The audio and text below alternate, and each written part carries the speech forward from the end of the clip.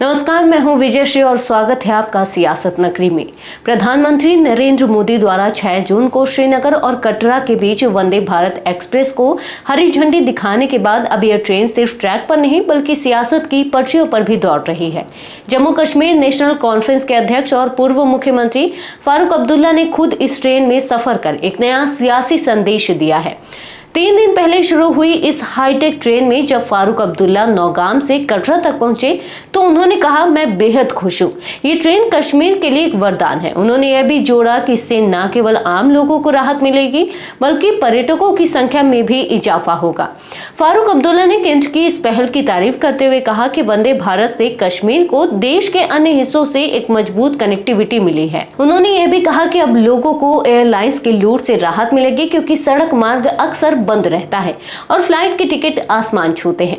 ऐसे में ये ट्रेन आम आदमी के लिए एक बड़ी राहत है। वो यही नहीं रुके। उन्होंने कहा, जब ट्रेन ने चिनाब ब्रिज पार किया तो मेरी आंखें नम हो गई। ये एक सपना था जो अब पूरा हुआ है। उन्होंने पुल को बनाने वाले इंजीनियरों और मजदूरों को भी धन्यवाद दिया। उन्होंने साफ तौर पर कहा कि यह रेल लिंक घाटी के बागवानी उद्योग को भी मजबूती देगा क्योंकि अब फल सब्जी समय पर बाजार तक पहुंच सकेंगी। हालांकि ये सब बयान एक सधी हुई राजनीतिक संदेश की तरह भी देखा जा रहा है।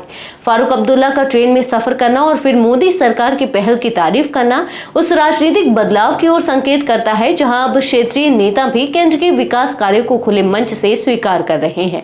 प्रधानमंत्री मोदी द्वारा शुरू की गई यह वंदे भारत ट्रेन -डिग्री के तापमान और भारी बर्फबारी में भी चल सकती है।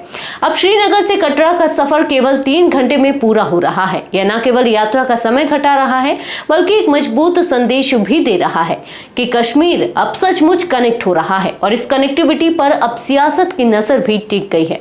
आज के लिए बस इतना ही। अगर आपके इलाके में कोई राजनीतिक लापरवाही, भ्रष्टाचार या जनहित से जुड़ी समस्या है तो अब चुप मत रहिए।